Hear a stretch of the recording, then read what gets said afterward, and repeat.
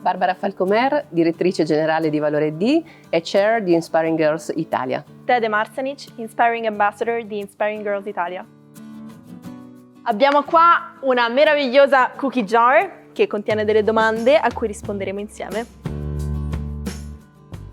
Presentati con 3 oggetti nella tua borsa.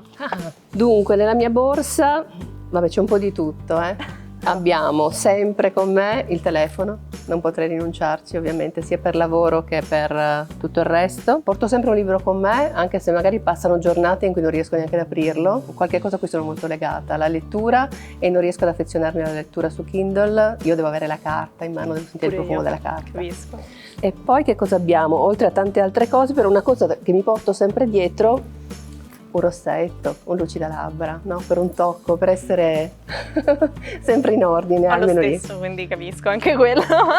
E tu? Io invece le cose mi porto sempre dietro, le AirPods innanzitutto, perché per me la musica è veramente una parte centrale della mia giornata, il mio umore dipende dalla musica che sto ascoltando, senza dubbio.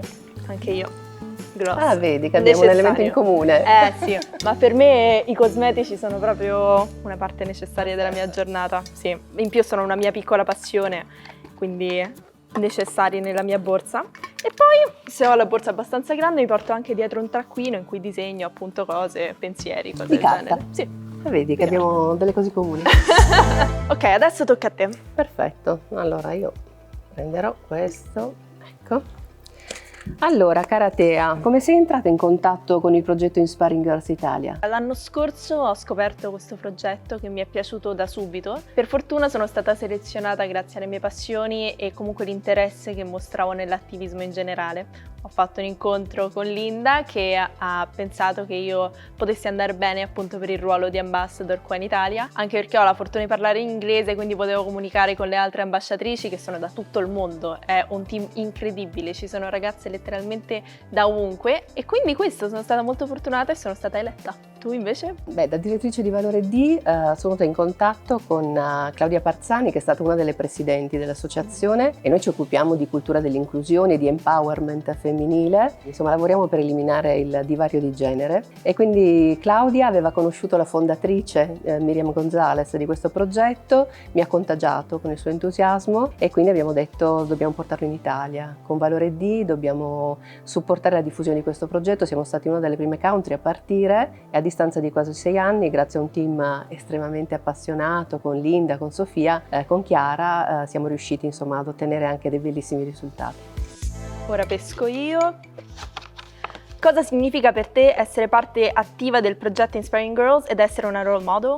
Essere parte del progetto Inspiring Girls da dietro le quinte per me è un onore, sono molto contenta di poter dare tutto il supporto a questo progetto con il mio ruolo, con le mie relazioni, perché credo che sia veramente un bisogno quello di testimoniare, no? E di fare empowerment delle ragazze, spingerle a non avere paura, ad avere coraggio di perseguire i loro sogni. Quindi come ruolo sono estremamente soddisfatta e onorata. Come role model cerco di fare il mio, come qualsiasi altra role model, cercando di testimoniare attraverso quello che io ho realizzato nella vita, anche attraverso i miei fallimenti, le mie cadute, il fatto di portare avanti i propri sogni e le proprie ambizioni, di creare una vita che sia il più possibile aderente a quello che uno vorrebbe essere, diventare, al ruolo che vorrebbe avere come impatto nella società. Per me l'esperienza di Inspiring Girls è stata un'esperienza più unica che rara. È rarissimo trovare un'associazione con un messaggio così bello e che soprattutto sia composta soltanto da donne. È un messaggio bellissimo questo. Onestamente penso che sia un onore anche soltanto poter essere considerate una role model, specialmente alla mia età, però mi fa molto piacere poter creare delle esperienze sia per me che per le persone intorno a me e poter essere una role model per delle ragazze magari più piccole di me ed essere, diciamo, la role model che io non ho avuto e che avrei voluto avere. Quindi sì, direi che mi ricorderò questa esperienza di certo per tutta la mia vita e spero di poter continuare a supportare Inspiring Girls anche nel futuro, nel mio piccolo. Certamente, ti vogliamo.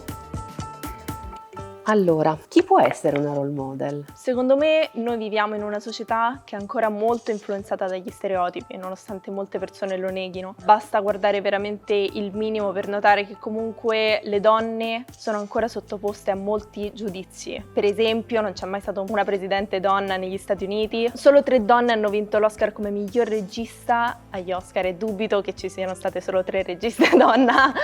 E per me è una cosa assurda, però secondo me una role model è una persona che riesce a perseguire i propri obiettivi senza mai lasciarsi influenzare da questi stereotipi e facendo ciò riesce anche a spingere le altre donne a fare lo stesso, a poter seguire i propri sogni senza lasciarsi influenzare dal giudizio altrui. Quindi secondo me chiunque può essere una role model a patto che metta passione in ciò che fa e lo segua i propri obiettivi. Sono molto d'accordo con te. C'è molto da fare in tema di diritti delle donne, di presenza delle donne nel mondo della società, della politica, dell'economia, nel mondo del lavoro. Quindi c'è ancora bisogno di lavorarci. Noi dobbiamo in tempi stretti cercare di rimettere a posto secoli o millenni di storia che è stata scritta dagli uomini. Per me essere una role model è far vedere che si può fare. Ecco, che c'è bisogno di, come nel marketing, no? Uno compra quello quella che vede, quello che può desiderare, quello che esiste. E quindi le role model sono donne, in questo caso, che sono dei modelli positivi. Ecco, io partire dal fatto di essere dei modelli positivi, entusiaste di quello che fanno, del lavoro, delle scelte che hanno intrapreso, donne straordinariamente normali. Non mi immagino sempre delle donne in posizioni apicali nel lavoro, per forza, diciamo, top, sì, ma donne che riescono a realizzare giorno per giorno le loro ambizioni, i loro sogni, con impegno, ecco, con passione, quello che dicevi tu, con la voglia anche di appunto testimoniare che si può fare, si può essere senza cadere appunto negli stereotipi, nei pregiudizi. Non è sempre semplice, però avere dei modelli che ce l'hanno fatta aiuta tante ragazze a pensare che appunto possono farcela anche loro. Ti senti una role model? Quali sono stati i momenti in cui ti sei sentita più tale? A volte mi sento una role model da quando c'è Inspiring Girls, per cui mi è più vicino, ecco, il concetto di role model. Non mi sento una role model straordinaria, ma mi sento comunque la responsabilità spesso di dare un esempio di comportamento. Guardando ai risultati che ho conseguito nella mia vita, io ho un'età, sono parecchio più grande di te, quindi ho una vita alle spalle, no? Fatta di tanti pezzi, alcuni andati molto bene, altri con qualche inciampo.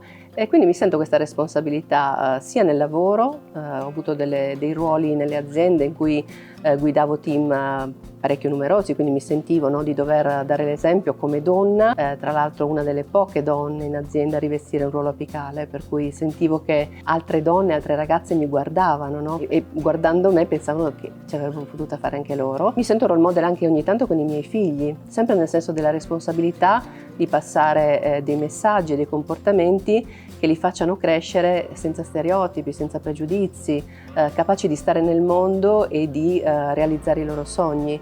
Quindi sì, insomma, non è facile, però ogni tanto mi sento role model, magari mi guardo dall'esterno e dico ma sono una role model, sto facendo bene il mio lavoro, non lo sto facendo.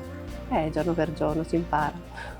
E tu? Allora, io sono una ragazza molto giovane, però come ho già detto, secondo me chiunque può considerarsi una role model e devo dire che da quando ho cominciato questo progetto di Inspiring Girls ci sono stati dei momenti in cui mi ci sono sentita, specialmente con dei miei coetanei, magari a scuola, che vedendo quanto io mi stessi impegnando per l'attivismo, facendo interviste, magari si sono interessati anche loro a poter collaborare. Però più che sentirmi una role model mi sento molto fortunata perché credo di essere circondata da role model.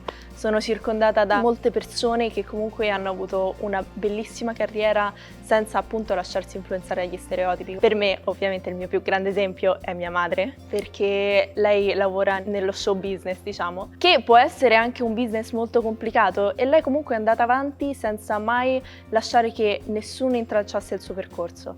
E questo è stato il messaggio che mi ha trasmesso crescendo e che ora voglio trasmettere io come role model. Lungo il tuo percorso, così giovane, hai incontrato degli ostacoli e come li hai affrontati? Beh, ovviamente sono molto giovane, quindi diciamo che il mio vero percorso è cominciato da poco, però certo che si incontrano degli ostacoli, perché anche nella vita di un adolescente capita di ritrovarsi davanti a delle persone con dei pregiudizi nei confronti delle donne, può capitare. Io penso che il più grande ostacolo che si possa avere alla mia età è trovarsi circondati da persone che non credono in te, perché sei donna per la tua età, ci possono essere molte ragioni e l'unico modo per superarlo è capire col tempo che si ha bisogno solo di se stessi, hai bisogno che tu creda in te stessa. Per il resto gli altri possono avere il loro giudizio, ma finché tu crederai in te stessa potrai fare ciò che vorrai e andare dove vuoi, quindi sì.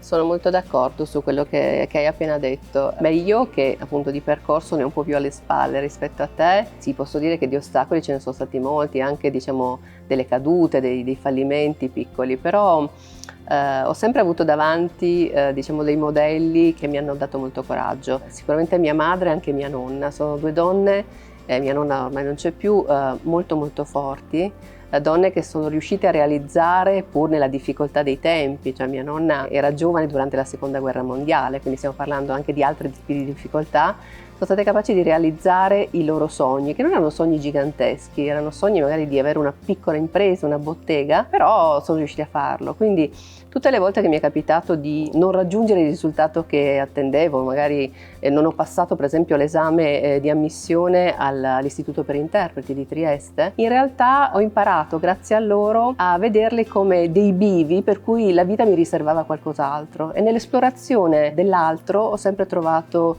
il modo di ricongiungermi con quello che volevo fare. Quindi io sono anche nata in provincia, in una piccola città, per cui gli ostacoli non sono stati pochi, la mentalità da paese, il fatto che io fossi una persona timida e molto studiosa, per cui magari la mia rete di amicizie non aveva gli stessi interessi che avevo io.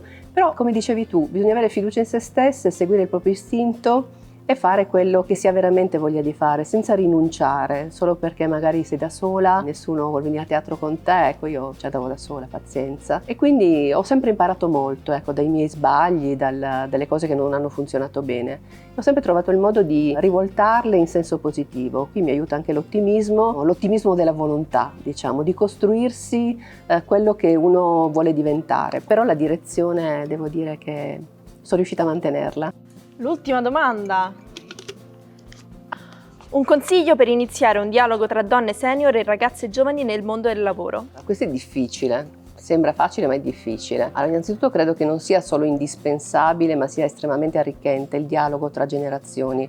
Noi alla fine lo stiamo facendo, no? Ci stiamo confrontando, stiamo mettendo in condivisione dei punti di vista sui diritti delle donne, sul role modeling, quindi credo che da oggi da noi dovrebbe partire un'iniziativa anche più larga che consenta alle ragazze di confrontarsi con persone, con storie diciamo diverse da quelle che hanno nella quotidianità, ma anche a persone come me, più grandi, di dialogare, di ascoltare i punti di vista dei ragazzi e delle ragazze più giovani, perché lo sperimento con mia figlia, lo sperimento con te oggi, con le amiche di mia figlia, molto spesso restituiscono degli sguardi sulla realtà e sul mondo che io non riesco a vedere e che mi arricchiscono tantissimo.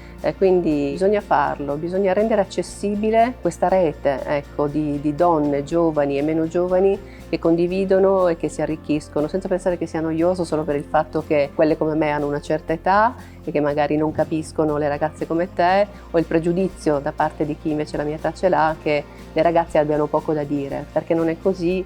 Io lo sperimento tutte le volte che mi prendo il tempo di essere seduta su un divano o da qualche altra parte e dialogare con una ragazza come te. È vero, manca veramente il dialogo tra generazioni in questo momento, nonostante abbiamo tutti i mezzi per poterlo avere, nessuno si ferma veramente a dialogare con persone di un'età molto diversa. Anche perché da quel poco che ho potuto notare si tende a ricascare sempre nella negatività e nell'aggressività quando si dialoga. E quando si ricade nell'aggressività manca l'ascolto, che in realtà è la cosa necessaria. Secondo me l'ascolto tra generazioni, hai ragione, arricchisce entrambe le generazioni, perché le donne più giovani imparano ovviamente dalle esperienze di una donna più matura, ma una donna più matura si ritrova a osservare il mondo con occhi diversi, con una mentalità più aperta.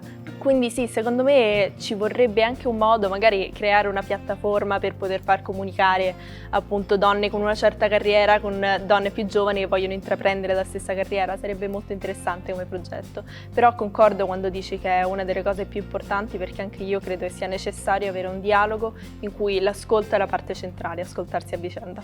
Io ti ringrazio tantissimo per questa chiacchierata, per aver condiviso con me le tue opinioni, la tua visione. Trovo tanti punti di contatto con me e anche con la me di tanti anni fa, anche se tu sei molto più matura, molto più consapevole. Credo che dobbiamo farne qualcosa di questa ricchezza che ci siamo scambiate e credo che dovremmo veramente, grazie anche alla tecnologia, alla tua rete, alla tua bravura nello stare in video, cercare di costruire qualcosa di concreto perché le generazioni possano dialogare, le donne giovani e meno giovani possano unire le esperienze per accelerare sul tema dell'inclusione di genere e non solo, perché è una società migliore, credo che sia anche la tua ambizione.